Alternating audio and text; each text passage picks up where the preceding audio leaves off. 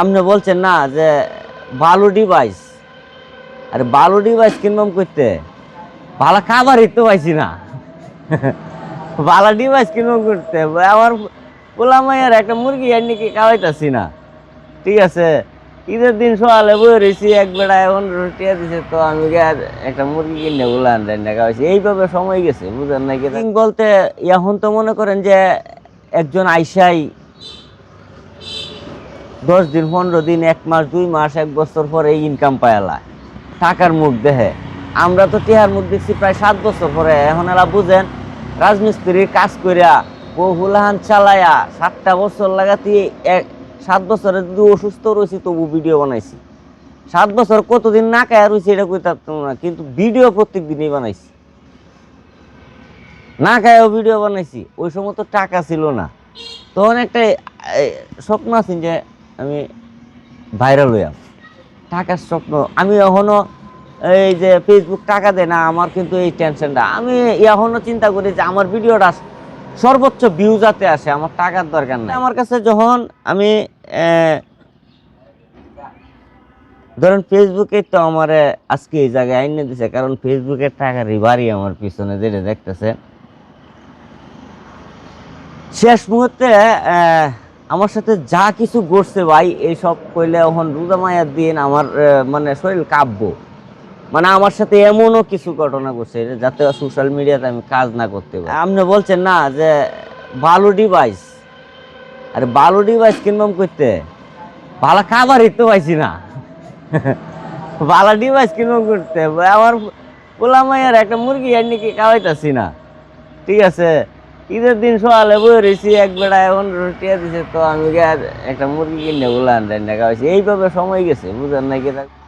ধরেন 9 দিন রাইতে দিনে নাইট করে ডিসপ্লে ভেঙে গেছিলো, মোবাইলের ডিসপ্লেটা লাগায় লয়ে গেছি। লাগায় লয়ে যায় শুয়ে ঘুমাইছি মাইমাসিং সাইডে। কে বা কারা পিছনের ক্যামেরাটা রদ্দে গোতাতে ভাঙ্গে দিছি, ভিডিও না করতে পারি। তখন সকালে ঘুম থেকে উঠতে হারে একদিন কার কাম করছি না, কান্না। মানে আমার তো কাজটাই, আমার নেশা হয়েছে ভিডিও করা। কাজের ফাঁকে ফাঁকে আমি ভিডিও করি।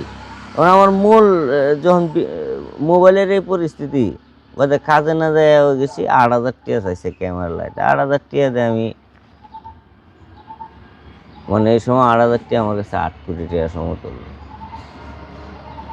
তখন ওই জায়গায় একটা বাইক না ছিল, সে ছিল মানে লেবাররা খাওয়াইতো আর কি। তখন সে বলছে যে আমার কান্নাকাটি করো না, তুমি আমার মোবাইল দিয়ে নিয়ে হারে ভিডিও করে আবার তোমারটাতে চাইরো। পরে মার্শাল্লাহ এন থেকে উঠতে গেছি আর কি। এন থেকে আর পিছন বা ফিরে চাহানি লাগছে না, এন থেকেই ধরেন ইনকামটা আমার শুরু হয়ে গেছে আর কি। আসছি গৌরীপুর, এন থেকে আসলে গৌরীপুরের একটা শুরু হয়ে গেছে। ভাই এখন তো ফেসবুকে এরকম একটা সুযোগ দিছে, শর্ট রিলস থেকে ইনকাম দেয়। তাই আমি কই শর্ট রিলস থেকে যে ক্রাইটেরিয়া দিচ্ছে এটা আমার একদিনে পূরণ হয়ে যাবে। সব সম্পূর্ণ রয়েছে আল্লাহর দান। আসলে ভিডিও করতে করতে এখন একদিক দিয়ে হাইটে গেলেও মাথার মধ্যে আসে যে এটা এইভাবে করলে তো এটা একটা ফানি ভিডিও হয়ে যায়। এইভাবে মাথার ধারণা থেকে আয়া পড়ে। আবার অনেক সময় আছে অনেকেই ভিডিও করে, ওই ভিডিওটারে আমার কাছে মনে হয় এই ভিডিওটারে ভাঙ্গে এইভাবে করলে একটু ভালো হইতো, তখন আমি আমার মতো করে করি। মানে টপিক আপনার দ্বারা আমি কিছুই রাখি না, এটা আর কি আমি একটু উল্টায় পাল্টায় বোঝার কোনো ভাব নাই যে ভিডিওটা আপনার থেকে। শুরুটা অনেক ইফটিজিংয়ের শিকারে আসছিলাম, শুরুটা খুব মর্মান্তিক অবস্থায় ছিল। যখন আমি ভিডিওতে আসি তখন শুরুতে মনে করেন যে টিকটকে টুকটাক ভিডিও করতাম, বা আমার একজন লোক ছিল ঢাকার থেকে আসছে, আমি ওনারে এখনও গুরুজি মানি।